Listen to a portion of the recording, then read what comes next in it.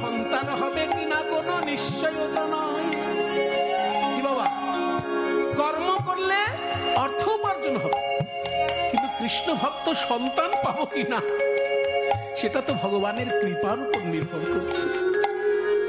তাই কৃষ্ণ ভক্ত সন্তান দিও, সে যেন প্রাণ ভরে ভজন করতে পারে। ভজনে আমার দ্বারা হলো না,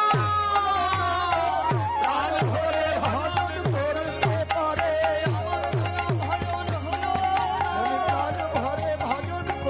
ভজন আমার ভাগ্যে হলো না। আমার কৃষ্ণ ভক্ত সন্তান দিও। দুঃখী যখন বাড়িতে ফিরে এসেছে, দ্বারিকাকে বলছে, দ্বারিকা আমি জগন্নাথের মুখের দিকে তাকিয়ে কিছু চাইতে পারলাম না দ্বারিকা, আমি চাইলাম যেন আমার একটি কৃষ্ণ ভক্ত সন্তান হয়। দ্বারিকা বলেছে, ঠিক চেয়েছো স্বামী, তুমি ঠিক চেয়েছো। আমরা গরিব মানুষ, কিন্তু ভগবানের কৃপা ছাড়া তো ভক্ত সন্তান হয় না। তুমি ঠিক চেয়েছো, কর্ম করলেই অর্থ উপার্জন হবে, কিন্তু ভক্ত সন্তান পেতে গেলে ভগবানের কৃপা চাই। তুমি ঠিক চেয়েছো। দেখতে দেখতে সেই ঘর আলো করে জন্মগ্রহণ করলো ছোট্ট একটি ছেলে। ধারেন্দাতে জন্মিল দুঃখী মন্ড, ওই ধারেন্দাতে জন্মিল দুঃখী মন্ড, ধারেন্দাতে জন্মিল দুঃখী মন্ড, ধারেন্দাতে জন্মিল দুঃখী মন্ড, ধারেন্দাতে জন্মিল দুঃখী মন্ড। মাতার নাম দ্বারিকা, পিতা কৃষ্ণ মন্ডল। ওই মাতার নাম দ্বারিকা, পিতা কৃষ্ণ মন্ডল। মাতার নাম দ্বারিকা, পিতা কৃষ্ণ মন্ডল। ওই মাতার নাম দ্বারিকা, পিতা কৃষ্ণ মন্ডল। হেরি পিতা মাতার আনন্দ না ধরে, হেরি পিতা মাতার আনন্দ না ধরে, পাড়া প্রতিবেশী সবে জয়ধ্বনি করে, ওই পাড়া প্রতিবেশী সবে জয়ধ্বনি করে, বলধ্বনি শঙ্খধ্বনি করে নারীগণ। উলুধ্বনি শঙ্খধ্বনি করে নারীগণ, উলুধ্বনি শঙ্খধ্বনি করে নারীগণ। ওই বাহু তুলে জয়ধ্বনি করে ভক্তগণ, দুটি বাহু তুলে জয়ধ্বনি করে ও কৃষ্ণদা, আরে মশাই আপনাকে দেখলেই আমার হিংসে হয়। কেন বলুন তো? কপাল আপনারও আছে, হ্যাঁ আর কপাল আমারও আছে, আছে তো। কিন্তু আপনার কপালটা হলো পাতা চাপা, হ্যাঁ, আর আমার কপালটা হলো পাথর চাপা। পাথর চাপা। ঠিক বুঝতে পারলাম না, খুলে বুঝিয়ে দেন। বলবো? হ্যাঁ শুনুন, বলুন। পাতা যদি পড়ে থাকে, হ্যাঁ একটু হাওয়া দিলেই পাতা সরে যাবে আর কপাল খুলে যাবে। হ্যাঁ কিন্তু পাথর চাপা কপাল যদি হয় বাবা, হ্যাঁ। ও ঝড় আসলেও পাথরও সরে না আর কপালও খোলে না। আপনার এতগুলো ছেলে পিলে আছে বাড়িতে, আছে তো। আবার জগন্নাথের কাছে গিয়ে একটা ছেলে পেয়েছেন, হ্যাঁ। তাহলে আপনার এটা পাতা চাপা কপাল হলো না? হ্যাঁ আবার পুজো করুন। হ্যাঁ করবো। পুত্র হেরি পিতা মাতার আনন্দ না ধরে, পুত্র হেরি পিতা মাতার আনন্দ না ধরে, পাড়া প্রতিবেশী সবে জয়ধ্বনি, ওই পাড়া প্রতিবেশী সবে জয়ধ্বনি করে। ঘর আলো করে জন্মগ্রহণ করলো ছোট্ট একটি ছেলে, কিন্তু কান্না তার কিছুতেই থামছে না। কান্না কিছুতেই থামছে না। যে কোনো শিশু জন্মগ্রহণ করার সময় কাঁদে বাবা। মাতৃগর্ভের যন্ত্রণা থেকে এই জগতে আসার সময় প্রচন্ড কষ্ট হয়, সেই জন্য তারা কাঁদে। এই যে জন্মকালে শিশু কাঁদতে কাঁদতে মাতৃগর্ভ থেকে বাইরে আসে, এই নিয়ে একটা সুন্দর তত্ত্ব কথা বলেছেন কবির। কবির বলেছেন, কবিরা जब हम पैदा हुए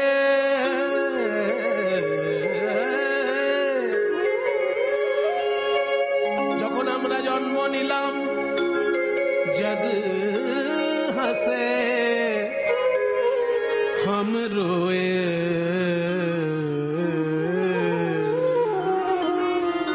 জগৎ সেদিন হেসেছিল, আমরা সেদিন কেঁদেছিলাম। দেখ দেখ কি সুন্দর একটা ফুটফুটে বাচ্চা জন্মেছে, কি সুন্দর ফুটফুটে বাচ্চা, আর যে বাচ্চা সে কিন্তু কাঁদছে, ওয়া ওয়া। তাহলে পাড়ার লোক হাসছে, শিশুটি কিন্তু কাঁপছে। ওই জন্য কবির বলছেন, ऐसी करनी कर चलो, এমন কিছু একটা কাজ জীবনে করে দেখাও। हम हंसे, তুমি হাসতে হাসতে বিদায় নেবে, জগ রোয়ে, জগৎ যেন তোমার জন্য কাঁদে। হাসি হাসি পড়ব ফাঁসি, দেখবে ভারতবাসী, একবার বিদায় দে মা ঘুরে আসি। ক্ষুদিরাম বসু হাসতে হাসতে ফাঁসি পড়েছিল ভারতের স্বাধীনতা কামনা করে। আজকে সারা ভারতবাসী তার জন্য কাঁদছে। সে কিন্তু হাসতে হাসতে ফাঁসি পড়েছে। তাই বলছে, তুমি যখন জন্মেছো তুমি কেঁদেছো, লোক হেসেছে, এমন কিছু কাজ জীবনে একটা করতেই হবে যে তুমি হাসতে হাসতে যাবে, লোকে তোমার জন্য কাঁদবে। তত্ত্বপূর্ণ ভজন বাবা। এই ভজনটায় কবির বলছেন যে মানুষের জন্ম হলে লোকে তাকে উপহার দেয়। আমাদেরও জন্মের সময় ভগবান আমাদেরকে উপহার দিয়েছেন। কি উপহার দিয়েছেন? চাদরিয়া, একটা চাদর উপহার দিয়েছেন। সেই চাদরটার নাম হলো নরদেহ। চাদরিয়া জিনে রে জিনে, জিনে জিনে জিনে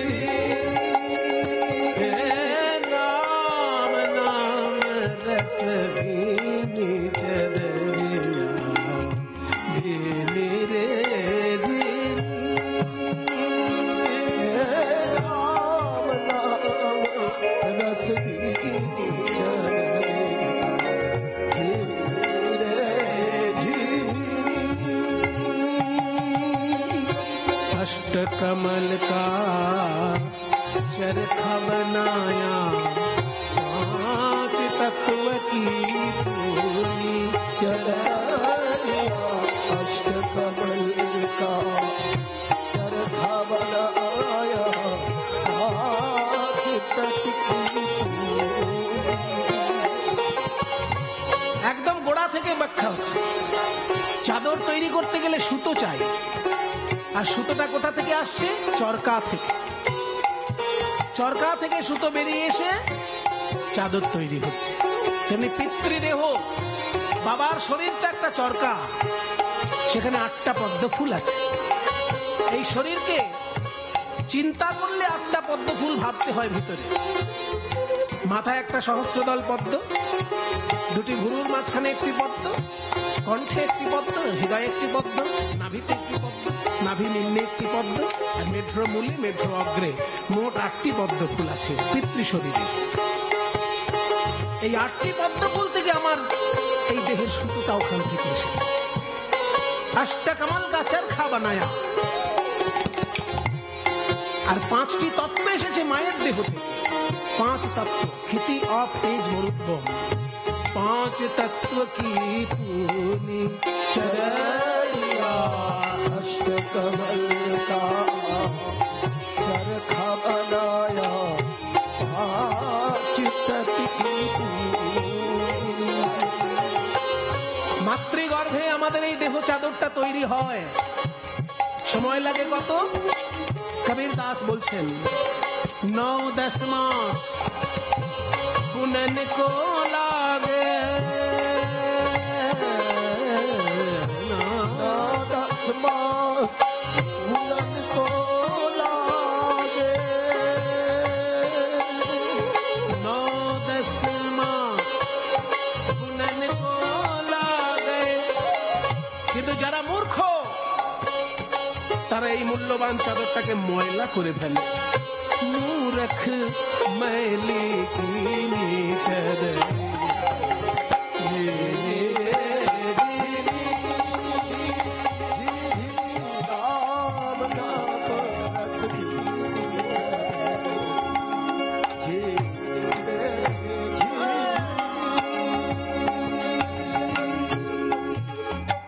মাতৃগর্ভ থেকে চাদর তৈরি হয়ে যখন বাইরে এলো, তখন কোথায় নিয়ে গেলাম? গুরুর কাছে। মাতৃগর্ভ থেকে বেরোলেই কি মানুষ হওয়া যায় বাবা? মানুষ তখনই হয় যখন সে শিক্ষকের কাছে পড়াশোনা করে আর আচার্যের কাছে দীক্ষা গ্রহণ করে উপাসনা করে। দুটো জিনিস চাই। আমাদের বোকামি হয়ে যায় শুধু শিক্ষা গ্রহণ করি কিন্তু উপাসনা গ্রহণ করি না। যদি শিক্ষকের কাছে গিয়ে শিক্ষা গ্রহণ করে আর আচার্যের কাছে দীক্ষা নিয়ে যদি উপাসনা করে, দুটো যদি মেলবন্ধন হয় তবে সে একটা মানুষের মতো মানুষ। তাই চাদরটা তৈরি করে এসে শিক্ষকের কাছে পাঠাতে হয়, গুরুর কাছে পাঠাতে হয়। जब मोरी चादर बन घर आई, रंग रेज को दीनी चलिया। जब मोरी चादर बन घर आई, रंग रेज को दीनी। চাদর তৈরি হয়ে যখন এলো, আমি রং করার জন্য গুরুর কাছে পাঠালাম। ধোপার কাছে পাঠালাম, পরিষ্কার করে দাও আর রং করে দাও। ধোপা হলো শিক্ষক আর গুরু, যারা আমাদের অজ্ঞান অন্ধকার দূর করে দিয়ে জ্ঞানের প্রদীপ জ্বালিয়ে দেন আর আমাদের মতন কুড়ে মানুষকে উপাসক বানিয়ে দেন গুরুর ক্ষমতায়। এমন রঙে রাঙিয়ে দিল আমার গুরু, এখন আমার জীবন উজ্জ্বল হয়ে গেছে। ऐसा रंग रंगा रंग लेने, ऐसा रंग रंगा रंग लेने, लालो लाल कर दी चलिया। जी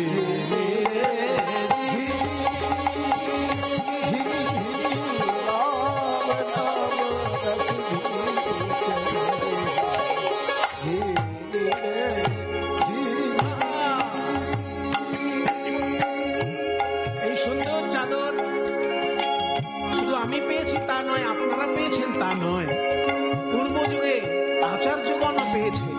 তারা কারা? ধ্রুব প্রহ্লাদ সুদামা ने ओढ़ी चदरिया रे।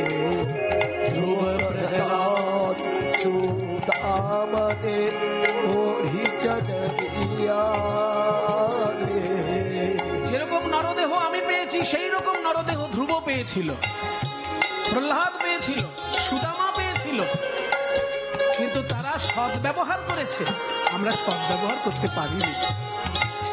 ধ্রুব প্রহ্লাদ সুদামা ने ओढ़ी, ধ্রুব প্রহ্লাদ। সাবধান সাবধান, এই চাদর নিয়ে কেউ যেন অহংকার করো না। চাদর ओढ़ शंका मत करियो, ये 2 दिन तुमको दिलू। দুদিনের জন্য তোমায় দেওয়া হয়েছে, যে কোনো সময় উনি কেড়ে নিতে পারেন। 2 दिन तुमको दिलू। मूर्ख लोग ये भेद नहीं जाने, মূর্খ লোকেরা এসব কথায় কান দেয় না। তারা কি করে জানো? দিন मैली, দিনে দিনে তারা ময়লা করে ফেলে এই চাদরটাকে। দিন দিন मैली कीनी चदरिया।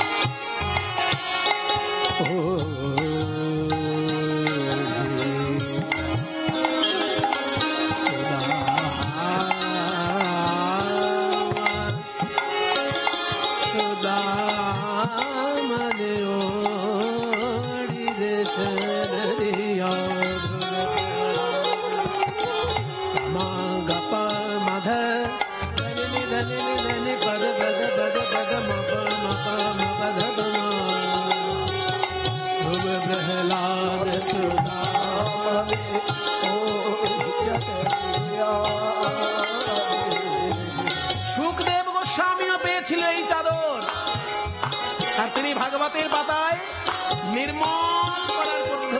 বলছেন সুখদেব নে নির্মল কিনি। এবার কবির বলছেন দাস কবির,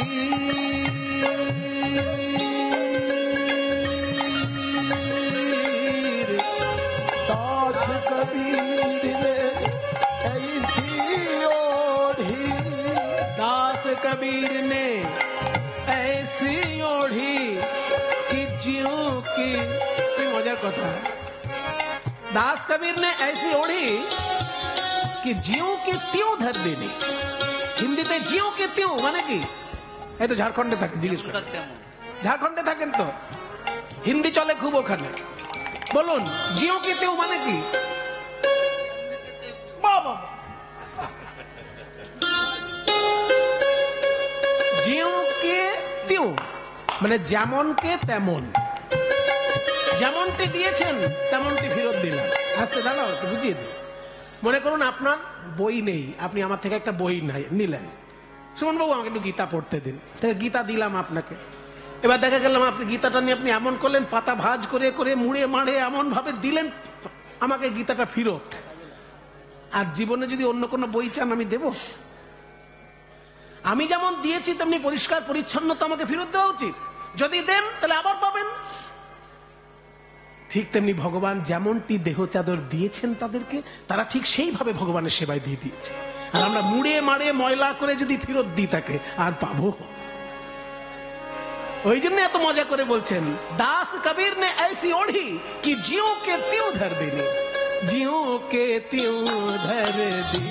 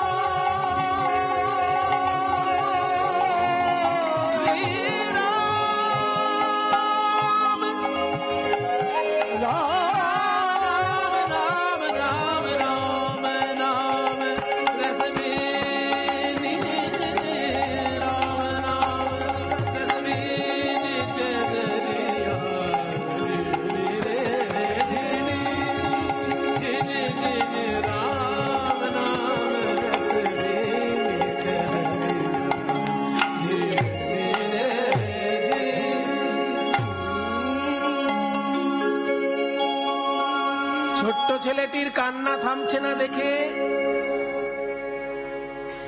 মা বলছে ওগো দেখো না একটু মধু পাড়ার লোকের কাছে পাও কিনা। কৃষ্ণমন্ডল বলছে ছেলের কান্না থামানোর জন্য আমি ধার করে মধু আনবো? ধার করে যদি ধার শোধ করতে না পারি আরো পাপ হবে। সেই জন্য মধু আমি ওর মুখে দেব, তবে এমন মধু দেব যা কোনো দোকানে পাওয়া যায় না, কিন্তু দোকানে পাওয়া যায়। দোকানে পাওয়া যায় না, কিন্তু কানে পাওয়া যায়। সেই মধু দেব আমার ছেলেকে। এত বলি শুনাইল মধুর হরিনাম,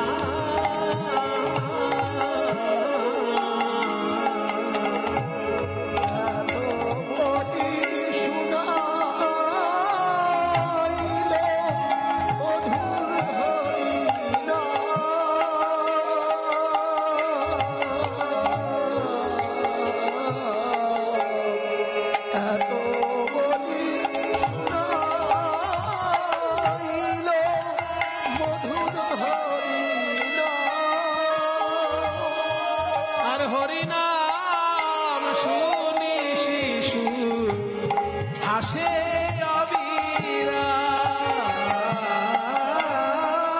হরিনাম শুনি শিশু হাসে অবিরা, তার কাদা বদনে হাসি এলো,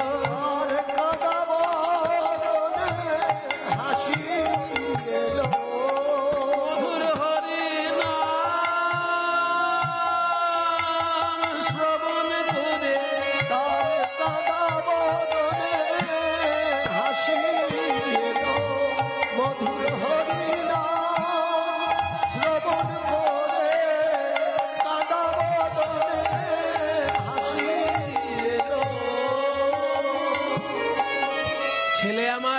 কান্না ভুলে কি সুন্দর হেসে উঠল হরিনাম শুনে।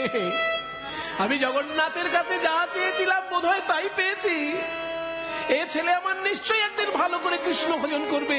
যে ভজন আমি করতে পারিনি আমার ছেলে নিশ্চয়ই করবে একদিন।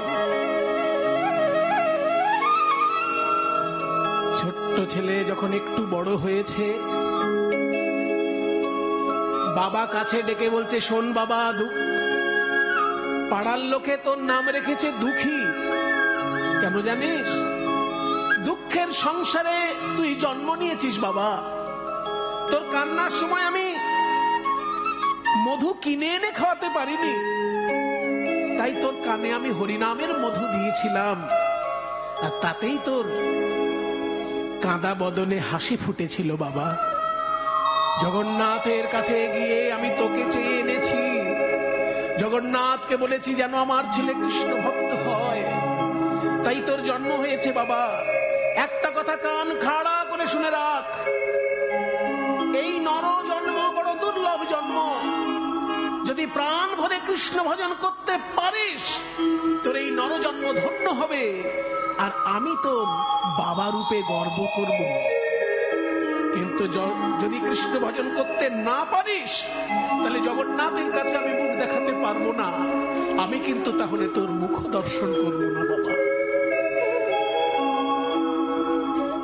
এই কথা ছেলে যখনই শুনলো মনে মনে খুব আনন্দ বোধ করলো, যে অন্যান্য লোকেরা সন্তান চায় যেন ছেলে বড় হয়ে আমার সেবা করে, এই আশায়। কিন্তু আমার বাবা জগন্নাথের কাছে বলে এসেছে আমি জন্ম নিয়ে যেন কৃষ্ণ ভজন করি। সত্যিই তো আমার এই নরজন্ম যদি কৃষ্ণ সেবায় লাগে আমার মনুষ্য জন্ম সার্থক হবে। আমি চেষ্টা করব, পারবো কিনা সেটা ভগবান জানেন, কিন্তু আমি চেষ্টা করব। কিন্তু চেষ্টার মধ্যে আমার কোনো ত্রুটি থাকবে না। আমি সংসারও করব, কৃষ্ণ ভজনও করব, এটা অনেকেই করেন, কিন্তু আমি হয়তো পারবো না। তাই আমি প্রথম থেকেই সিদ্ধান্ত নিলাম কৃষ্ণ ভজনের জন্য আমি সংসার ত্যাগ করে পথে যাব। কারণ সংসারের চিন্তা মাথায় থাকলে আমি কৃষ্ণ ভজন করতে পারবো না। দুই নৌকায় পা দিয়ে চলা খুব কঠিন কাজ। যারা পারছেন তারা খুব ভালো মানুষ, কিন্তু আমি পারবো না। তাই এখনই আমি সংসার ত্যাগ করে কৃষ্ণ ভজনের পথে পা বাড়াবো। ঘুমন্ত বাবা মার চরণে প্রণাম জানিয়ে গভীর রাত্রে গৃহ ত্যাগ করলো দুঃখী। আমি চলে যাই, আমি চলে যাই,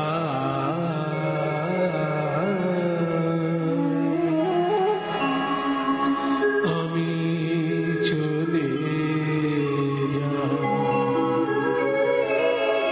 ও মা জাননী জন্মভূমি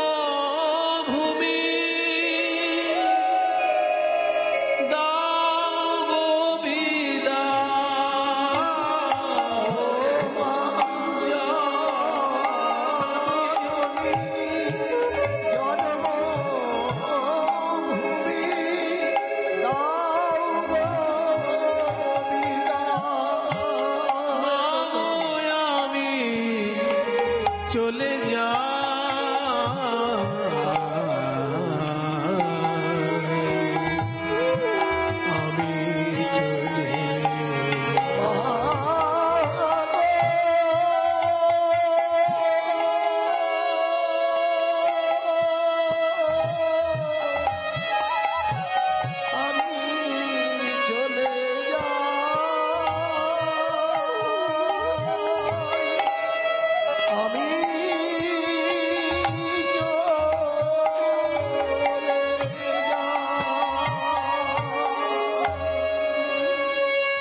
মেদিনীপুর জেলা পার হয়ে, হাওড়া জেলা পার হয়ে, হুগলি জেলা পার হয়ে বর্ধমান জেলায় প্রবেশ করল।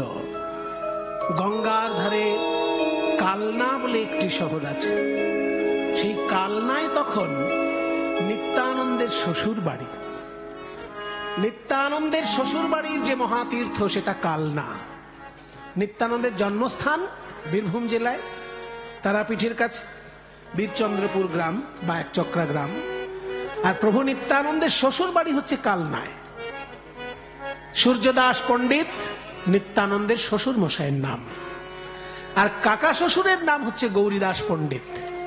কিন্তু কাকা শ্বশুরের মতন সম্পর্ক ছিল না তার সঙ্গে, তার সঙ্গে সম্পর্ক ছিল বন্ধুর মতো। তিনি সম্পর্কে কাকা শ্বশুর, কিন্তু তার সঙ্গে ব্যবহারটা বন্ধুর মতো ছিল নিতাই চাঁদের। সেই গৌরীদাস পণ্ডিতের শিষ্য হৃদয় চৈতন্য ঠাকুর ওই কালনার আশ্রমে বিরাজ করছেন। তার কাছাকাছি গিয়েছে দুঃখী, ভিক্ষা করছে লোকের কাছে। ও দাদু, ও দাদু, আমাকে ভিক্ষা দাও না।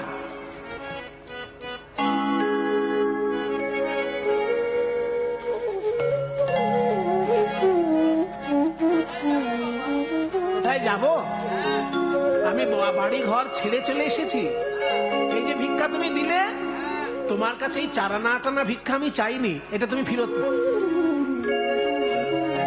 আমি যে ভিক্ষা চেয়েছি সেটা বলবো।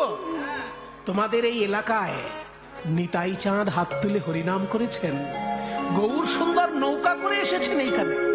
শুনে রাখুন, কালনা, নবদ্বীপ থেকে কালনা পর্যন্ত গৌর সুন্দর নৌকা চালাতে চালাতে এসেছিলেন, এমন লীলা আছে। কাজে এখানে গৌর সুন্দর এসেছেন, নিতাই চাঁদ এসেছেন, সেই লীলাভূমি। মহাপ্রভুর বিতরিত প্রেম এখানে খেলা করছে। সেই প্রেম আমাকে একটু ভিক্ষা দেবে? সেই মহাপ্রভুর প্রেম